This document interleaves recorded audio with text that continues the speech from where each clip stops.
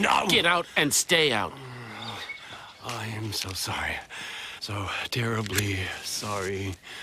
And I apologize to you, too, sir. What's wrong with you? You all right?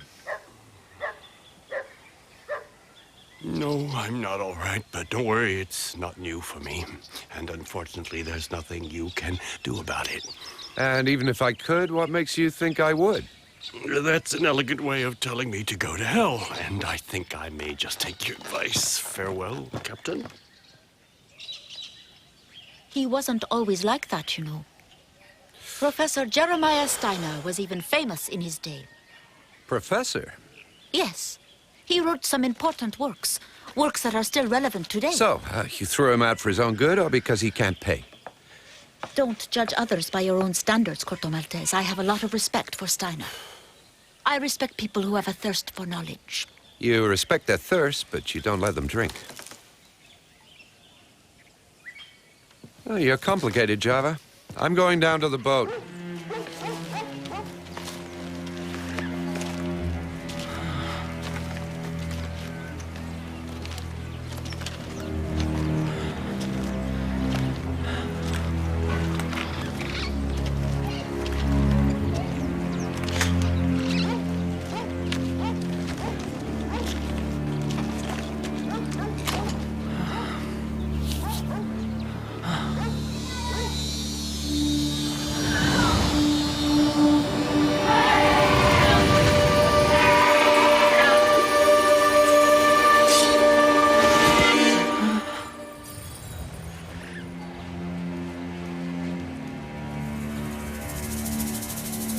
Sir?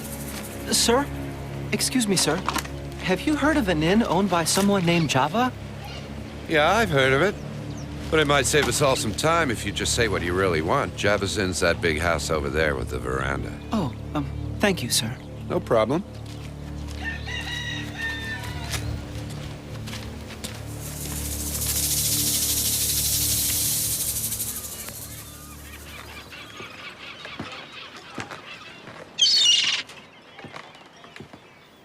Go on, say you're sorry or I'll give you a knuckle sandwich. So, Steiner, huh? I guess it's time to finish you off. Leave him alone. What's it to you? You're kind of big to be picking on old men. Oh, yeah? Careful, I'm meaner than you, Frog Eyes.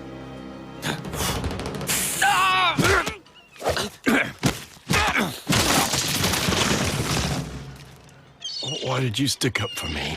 I really don't know. You're the scholar. Well, I think you're a repressed Boy Scout. Maybe. All I know is I regret it already. Goodbye.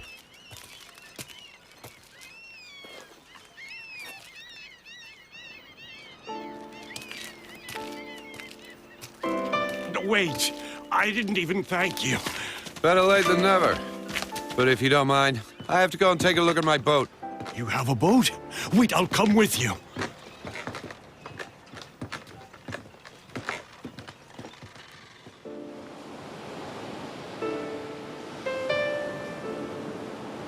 You have a strange way of looking at people.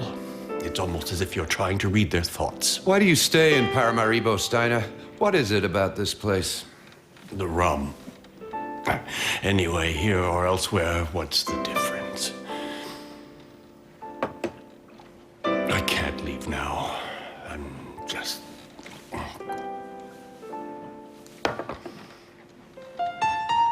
just too tired.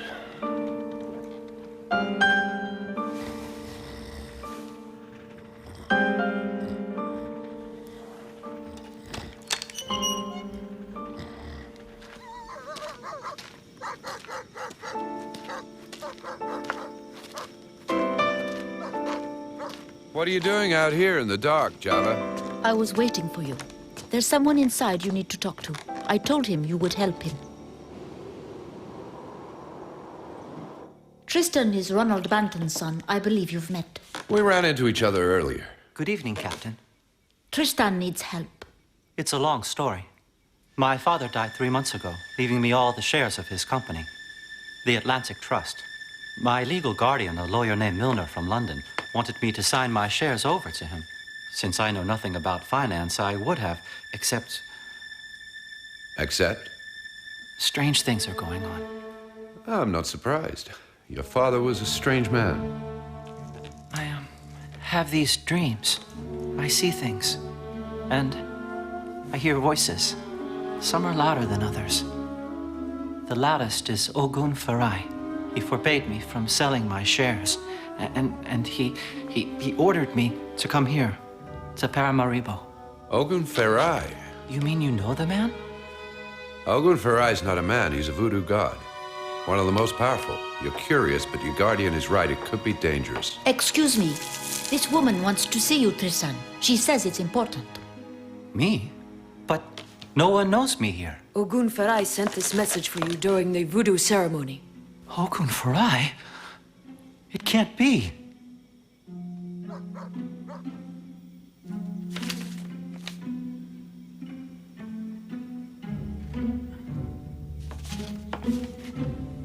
You were right, Tristan. You were summoned. The message says you will be transformed into energy.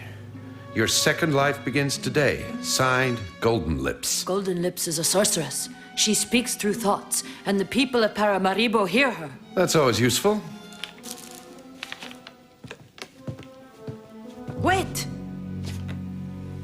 I feel danger. It comes from afar, from London. The danger is here!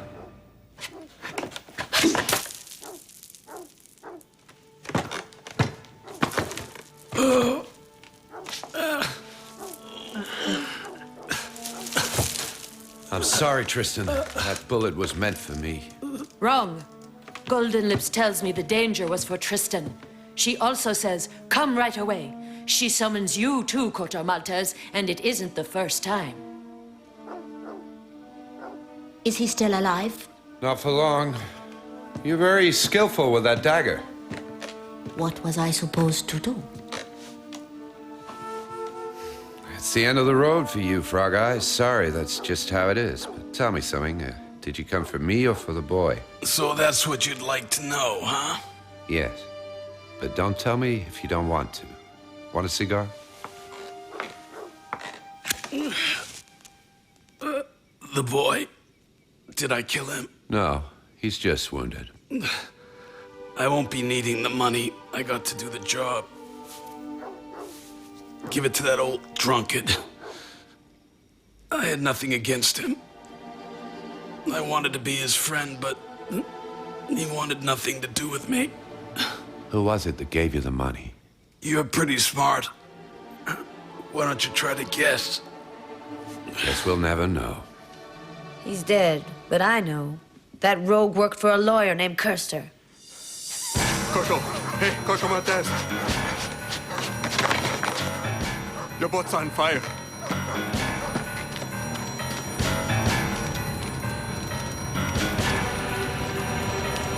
Get out of the way! Hey, stop! You can't go! Steiner! Steiner!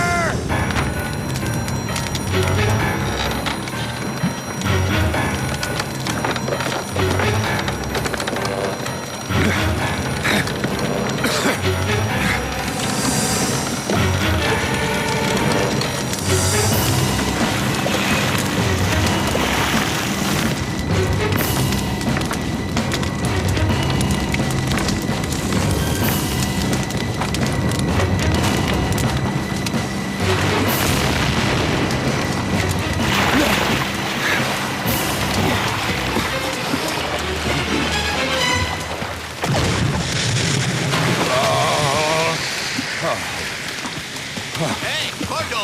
Over here! You all right? Yeah, the professor.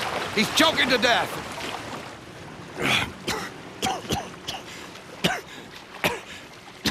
I saw the man who set your boat on fire. It was that brute. I tried to stop him, but What brute? Frog Eye's sidekick. I tried to stop him, but I'm sorry. Don't worry about it, Steiner. Somehow they've managed to involve me in something that wasn't my business. And now, Well, they've made it my business.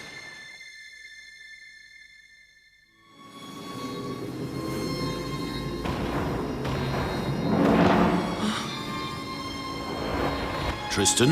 Who's there? Who spoke?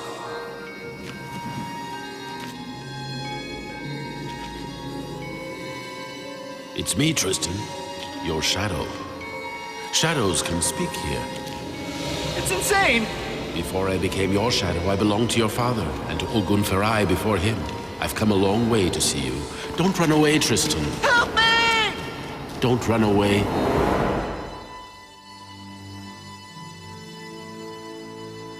Well, how is his wound? What wound? It was nothing.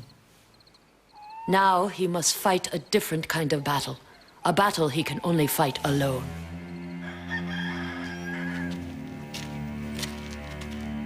Morning. I'd like a word with Mr. Kirsten. Councillor Kirster is quite busy. Tell me what brings you, and make it brief, please.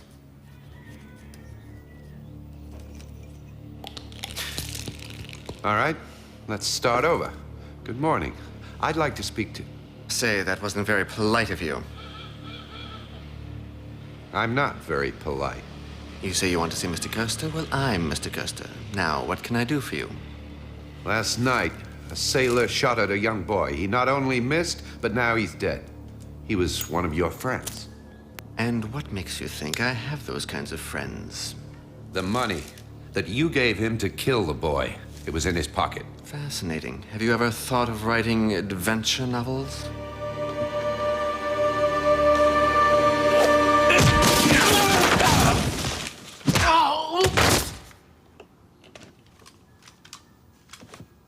Why'd you kill him? Are you stupid or something?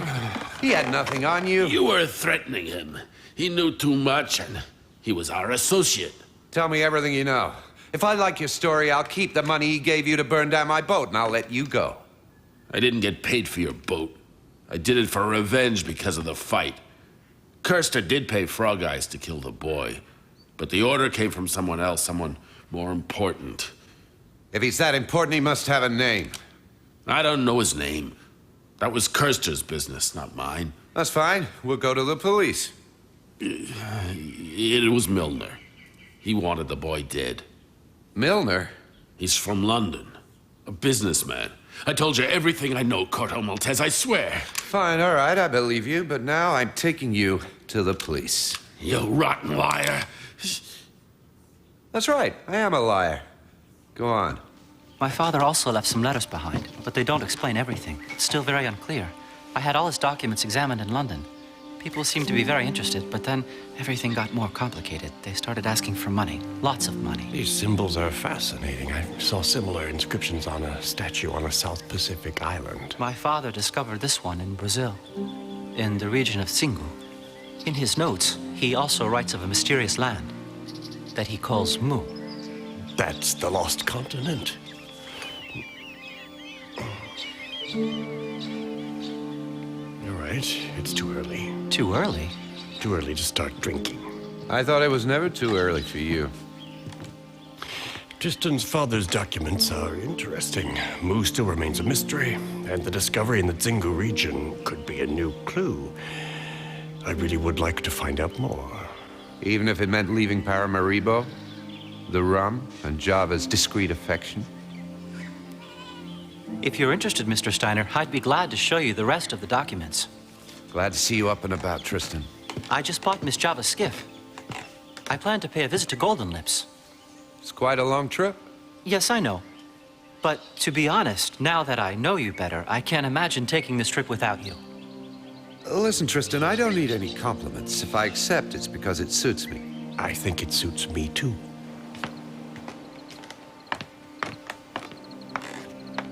Here. Send this to that lawyer, Milner.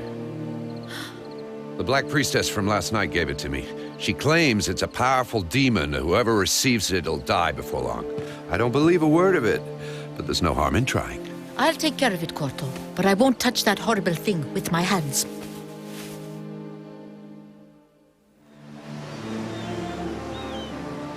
I know it's hard for you, but I thought you should know. I don't understand. Mr. Milner was Father's very best friend. With friends like that, who needs enemies?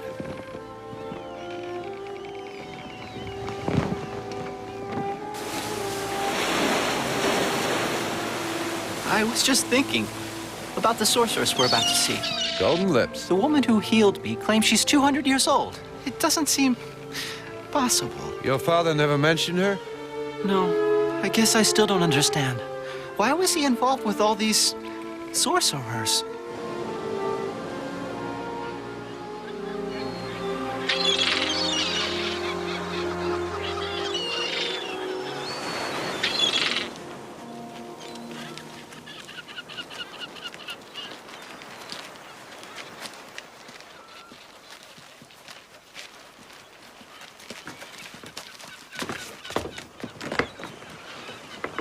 Well then, come closer. You're not afraid of an old woman. Well, well, well. A handsome sailor. You must be Corto Maltese. Corto Maltese. The son of the Gypsy of Gibraltar. Did you know Angela painted a portrait of your mother? Oh, yes. Yes. She was quite famous, the Gypsy of Gibraltar. And then one day, she took off for Malta with a sailor from Cornwall. It's strange. It's almost like looking through a family album with an old aunt. A very old aunt. Should I tell you about your great-grandfather? The one who fought at Queimada, north of Brazil. I knew him, too. Queimada. That was 200 years ago. You're a well-preserved woman. That's because I'm surrounded by joyful people. You see, even Tristan's smiling.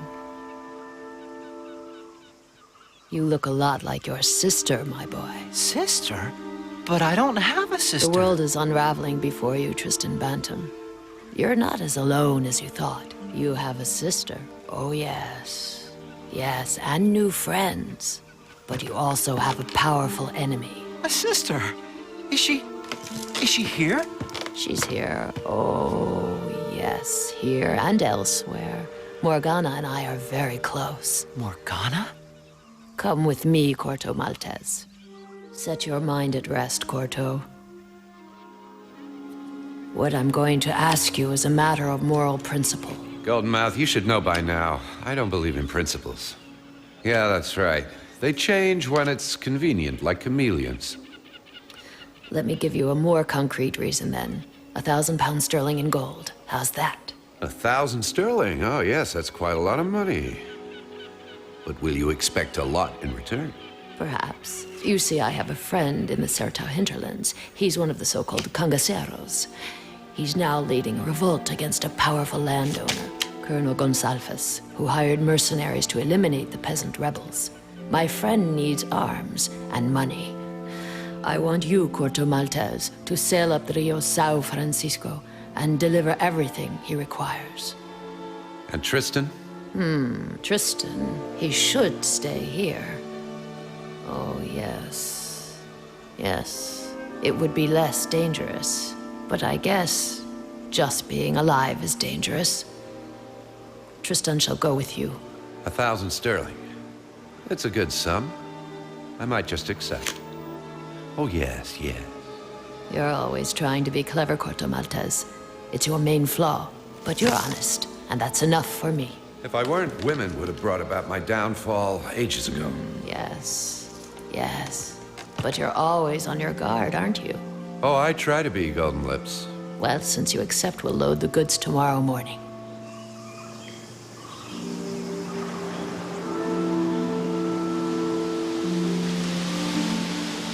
Do you think I can count on you, Tristan Bantam? Me? But I don't know what you expect of me. You did see what I showed you, didn't you? Oh, yes. I saw. And were you frightened? I was frightened, but I want to know more. You'll know. Oh, yes. When you're ready. But for now, go with Corto Maltese. You will be my eyes and my voice.